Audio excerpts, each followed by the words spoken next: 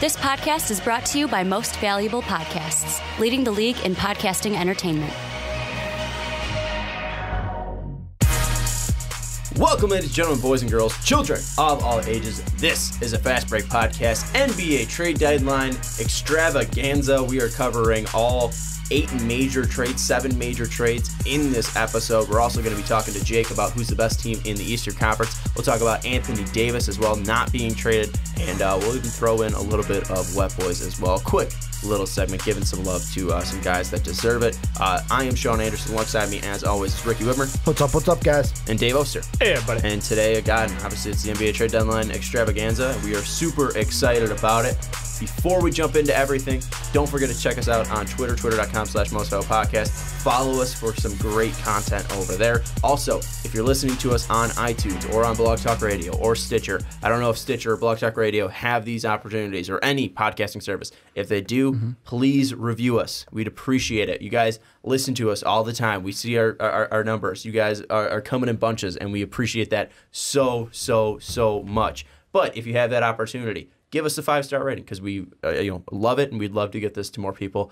We'd love to have our opinions in this community spread as far as possible. So thank you so much for listening. Thank you so much for supporting. Also, if you do want to support us just a little bit more, you don't think the 5 stars is enough, probably is. But some people don't, and some people actually give to our Patreon, patreon.com/mostvaluablepodcast, and those people are absolute superstars. We're setting up all these different appointments. We're going to have our good new patron, John, on February 22nd. So super excited to have him on, and we're going to jump into it now for the NBA trade deadline extravaganza. We're going to start off in Toronto. Marc Gasol is moved from Memphis after being there for 10 years. Marc Gasol is now a Toronto Raptor. The 34-year-old, just turned 34 on January 29th. Happy birthday, Marc. Is now a Toronto Raptor. The deal is DeLon Wright, Jonas Valanciunas, and a second-round pick for Marc Gasol. What was your guys' immediate reaction to the Marc Gasol trade? Heist.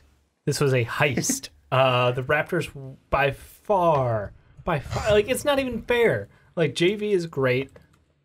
CJ, okay.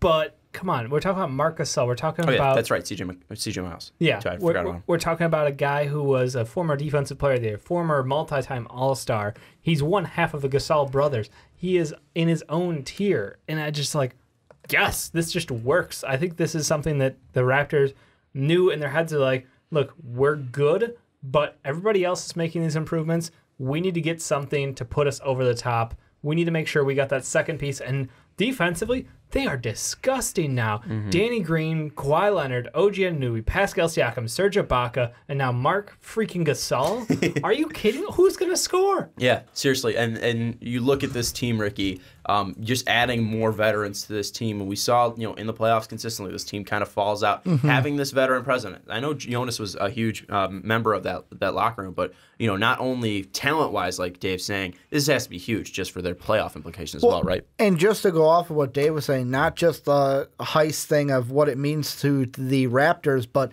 my first thought was, so you should have kept Fizdale, right? You should have kept Fizdale. Because remember, you got rid of Fizdale because Gasol's our guy.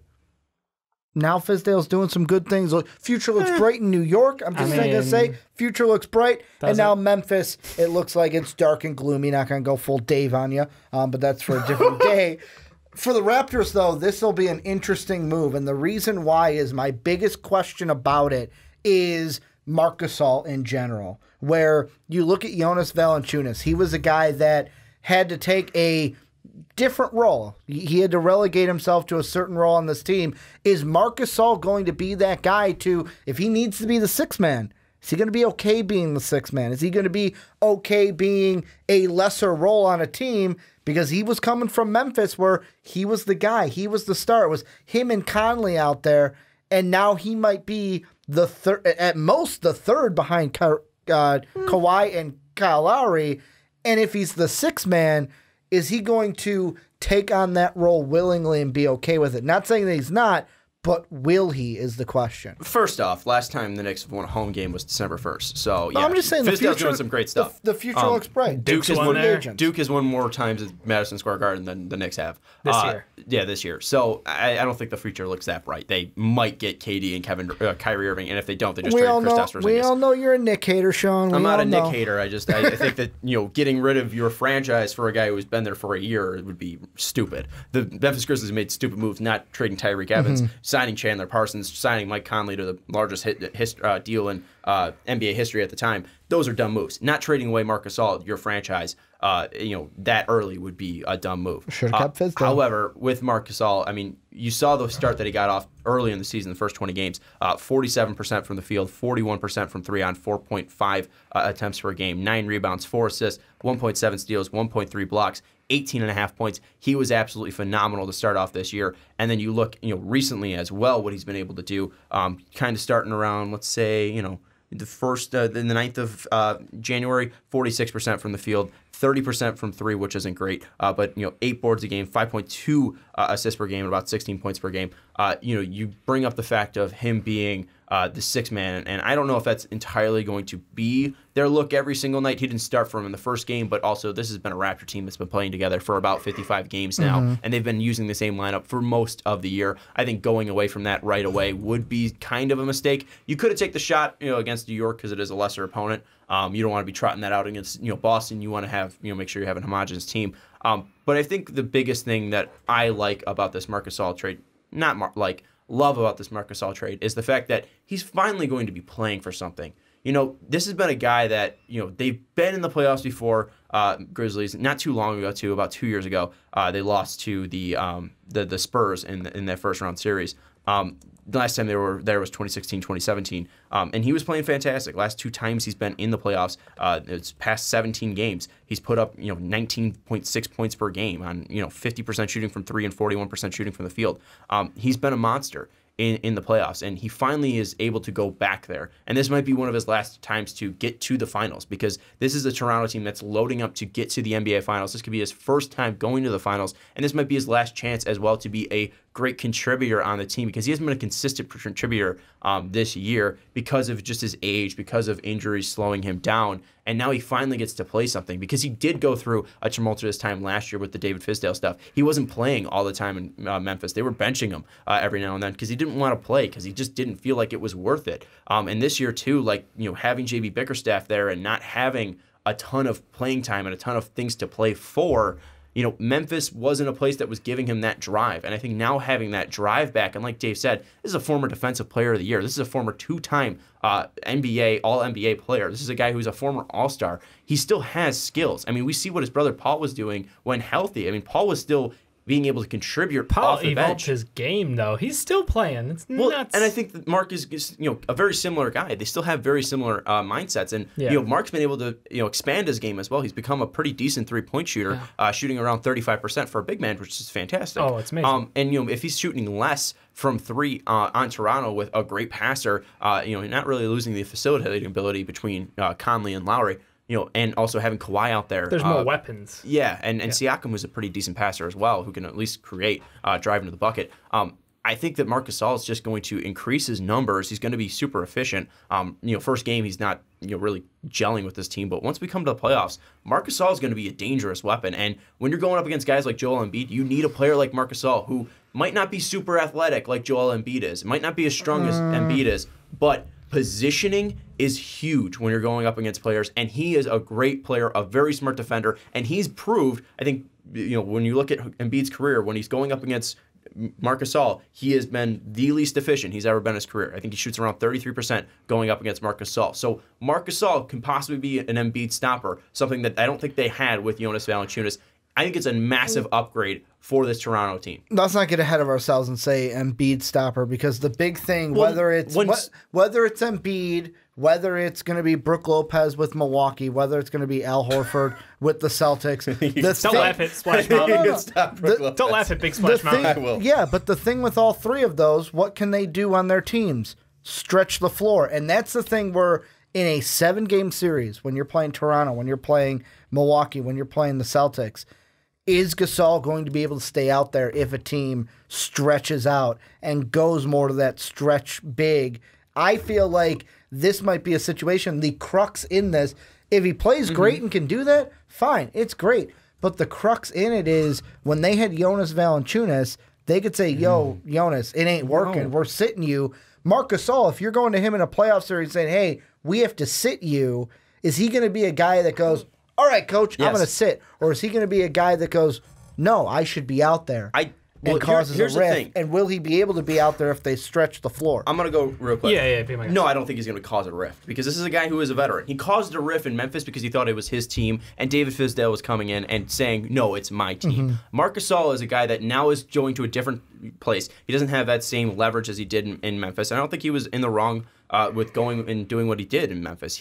That was his team. That was the grit and grind days. Marc Gasol was the star of that team. He had every right to go and do that in Memphis. I don't think he's going to be doing that in Toronto. He's a veteran. He knows why he's there. It's to win a championship. And if he does get benched, it might be for the right reasons, but also I think he's going to do his absolute best to make sure he's helping this team out there. And when they do and go and stretch the floor, it's not a huge disadvantage if they have to take Marc Gasol out there because they have Ibaka who can go in there and help that stretch.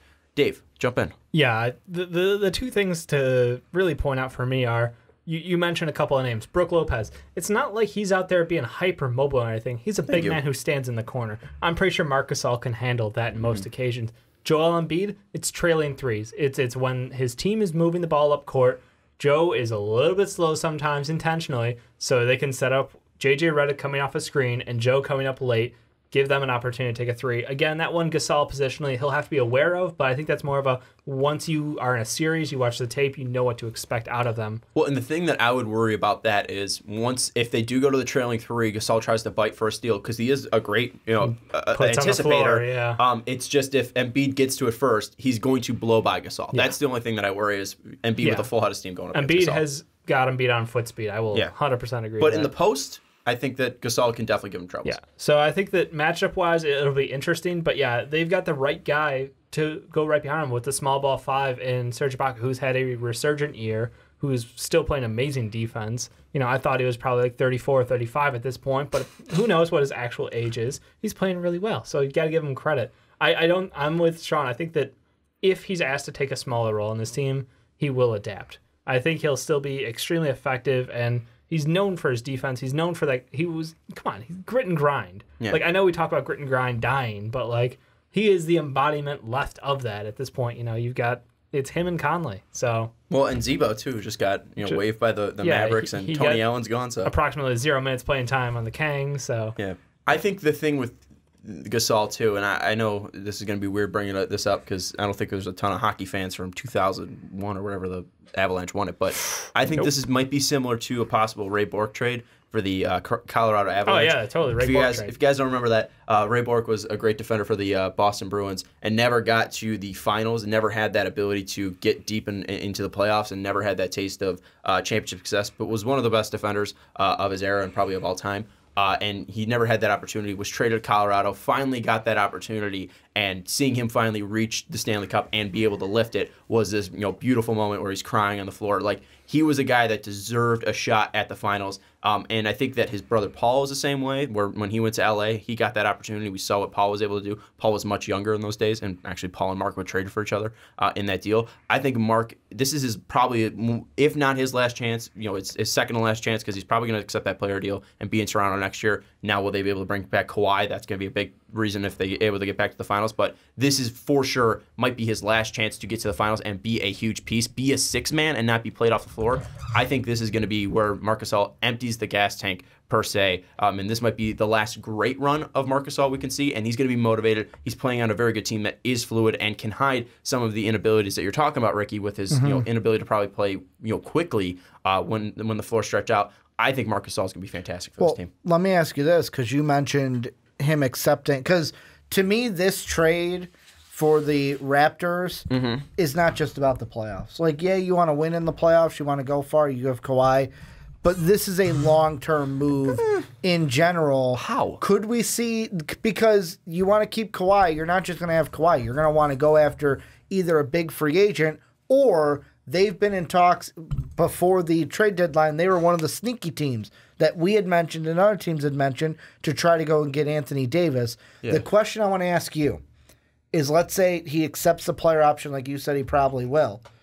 What's the probability that the Raptors go, you're not the long term. We thought you were going to just not accept that and then maybe we could negotiate for a lesser deal or move on, that they try to flip him to try to bring in a different, like bring in either cap relief to try to get a free agent or try to flip him to free up cap room so they can make an AD next year trade. If he accepts and then try to trade. Yes. Well, I think the only reason they're making the AD trade was to make sure they can keep Kawhi. Now that's off the table because I don't think they're going to be able to make that trade for Kawhi unless they are able. They want to give up Anunoby and then Siakam. But even then, I don't know if that really gets that done because again, Toronto's most likely not going to have a great number one pick, even if they give up 4 if they're keeping Kawhi and AD. Yeah. I think that was, that AD thing, I don't think any team ever got close. I don't think New Orleans wanted to trade him. And, LA probably got the closest, but that probably wasn't even that close because I think New Orleans was just going to be like, all right, what else are you going to give us? Even if they gave up 4 and all 5 of the players, they were just going to keep dragging on. I don't think any team got close to getting Anthony Davis. I don't think they're going to trade him until this offseason where they can get the breadth of every team's offer, and I don't think they're going to be able to top LA or Boston. But will the Raptors try to move Gasol to try to free up cap space this offseason if he accepts it? It's dependent on how he looks, how he gels with the team, and then also if Kawhi resigns. If Kawhi resigns, I don't know exactly what the cap space is like, but if they're able to keep Marc Gasol and Kawhi, I don't see a reason why you go away from him if it's working. Because, if you're going to have those 6 as, the same starting 5 and then Marc Gasol off the bench, or, Ibaka coming off the bench, whatever they find the best starting lineup to be with these 6 players, if he accepts, I don't see a reason to really go away from him. That's why I'm saying, it might be a second to last chance to win a finals, because if Kawhi does come back, you're obviously going to get that next shot. But I don't really see a pressing need to get rid of him unless Kawhi leaves, because then you're kind of trying to start the rebuild a little bit sooner, or at least the retooling, because you're going to have Anunoby, you're going to have Siakam, but you're going to probably look to move Lowry as well and Gasol and try to quickly. It's $26 million in expiring contract. That's valuable to have on your team.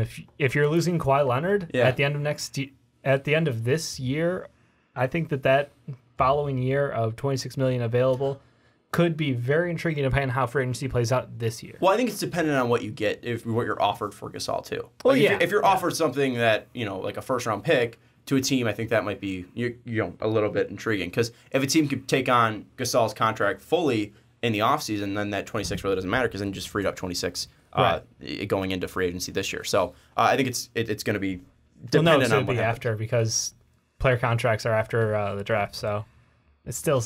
You're still playing with it. Can't they still free it up before free agency starts? It's same time. Okay. Same time. But I'm used to 2K. I know. You trade whenever in that fucking game. Yeah. But I think that with Gasol, it's more dependent on what Kawhi does, and that 100%. What it should be.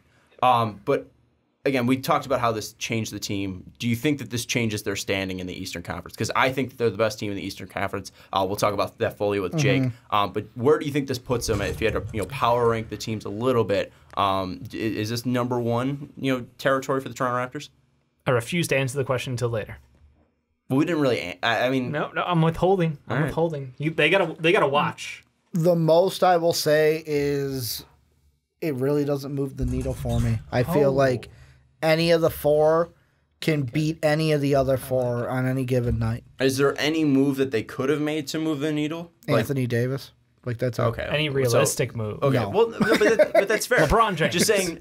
If they get LeBron James, they're going to win. LeBron James. I don't really hate that answer of Anthony Davis because Anthony Davis is totally going to move the fucking needle. So that's going to do it for the Marc Gasol recap. I think they're the best team now in the Eastern Conference just because of their depth, their now leadership as well, and Marc Gasol's now kind of revitalization, now more of an incentive to play a little bit harder. I think he's going to be more efficient than we've ever seen him before. Memphis, why couldn't you get rid of Mike Conley too? If you're going to move one half... And Parsons is coming back, y'all. Yeah. He gonna play. I don't hate not moving Conley. I don't know. I just feel like if you're gonna commit to a rebuild, commit to the rebuild. Don't keep around a max money contract if you don't have to. But I think unless you think that he'll be valuable, unless you think he'll remain valuable. I think he might remain valuable, and especially once he gets to that last year, that it'll be easier to move, and they might get the most value for him. Because we're thinking he's gonna take that player op. Like he'd be a guy. The 2021 Yeah, season. no. It's $34 I'm just asking. million. He's not going to turn down $34 million. I'm throwing it out there. Would a team want to trade for him next year, and could Memphis maybe move him next year? Could be interesting. Kind of like they moved Gasol this year. Could be Paul I think George. he's definitely taking that $34 million. The one thing they talked about, though, is having him around to be Triple J's mentor. So I like that then. Yeah. I think it's going to be an intriguing look for Memphis. But that's going to do it for the Raptors. Let us know what you think about the Raptors trading for Marc Gasol down in the comments below.